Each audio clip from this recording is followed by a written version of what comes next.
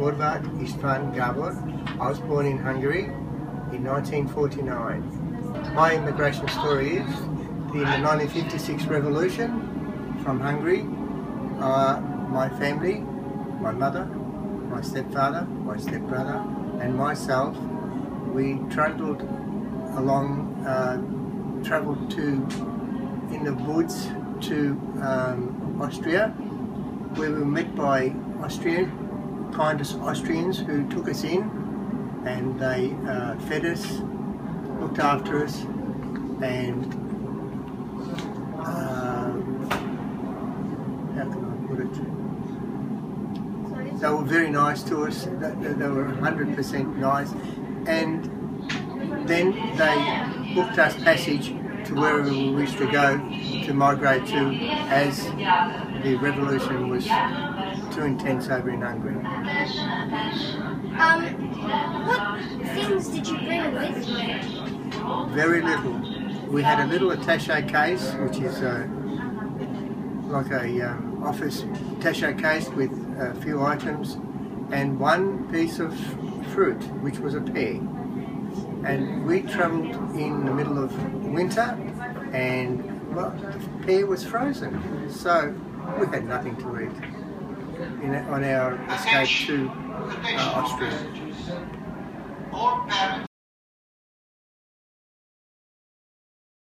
Extremely sad. It was it's where I was born. It's where I started to grow up. But the downside was, if we didn't leave with the revolution, well, the future didn't hold much for us. So looked for a new country and a new life the best we could.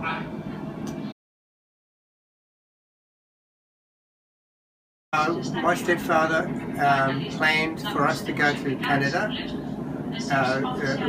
originally, but he was very impatient, and there was a boat came into harbour, and it was called the Flaminia, and it was heading to Australia.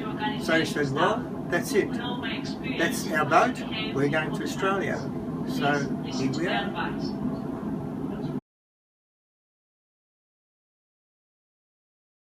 With my mother, because back in those times it was males, females. I was underage. I could not travel with the males, so I was boarded with my mother and all the other ladies with their children in different cabins. Cabins were a little different to these ones, basically the same but a bit higher, and the ship was very rough and old. And what were the conditions like on the ship? The conditions were, well, the food was strange to us, very strange. Our meals were simple.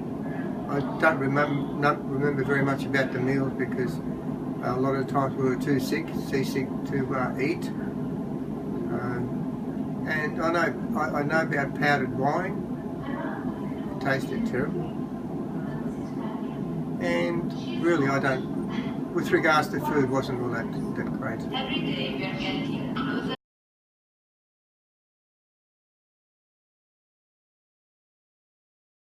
The reaction was very strange for the fact that we didn't quite make it to Melbourne like we were intended to, as we booked passage. We ended up in Fremantle. The ship that we, as I said, the Flaminia was a very old ship. It was destined for the scrap yards. It managed this voyage, but only as far as Fremantle.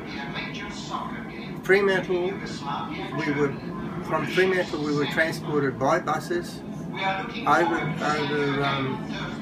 over the country to Bunnagill in Victoria, where we settled and started our life in Australia. It was a very strange journey from Fremantle. We saw things that we'd never even knew existed. Kangaroos, wilderness, barren land, lots of barren land.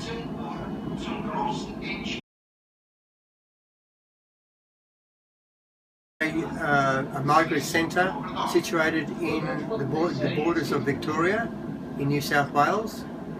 That's where we were allocated to stay while they found us accommodation. They found us, they settled us, and actually, how would I describe it? I would say did all the paperwork with regards to who we are and all those sort of things. And Bonagilla, well, I don't remember very much about it. All I remember as a child was grass was very long, the accommodations were very minute, and my stepfather worked for a picking fruit while we were there. With regards to Bonagilla, my recollection was, with regards to the food, that we ate a lot, and I mean a lot, of dried grapes, sultanas I think they're called, and that was basically my diet. And what happened after you left Bonagilla? From Bonagilla,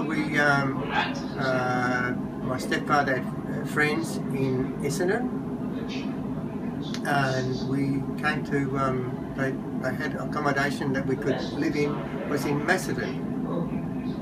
And when we got to Macedon, there was a little farmlet, which used to be a girls' school many years ago, but it's closed down and it's just a little farm.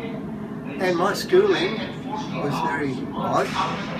A new Australian coming to a little town where the population was 10, 12 at the most, and me bringing Vienna, which was never even heard of. My mother making me track pants, which looked out of place because that wasn't a dress that was the clothing that wasn't worn in those days. I settled down. The school was Heskett, SS 1479. That's deeply embedded.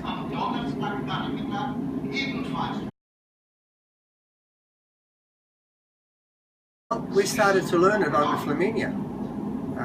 A strange thing. My stepbrothers and myself and my parents were given an opportunity to learn the basic words for when we came to Australia. When we came to Australia, we learned more, and my stepfather and my mother told us kids that we had to speak English only, so that they can grasp the language.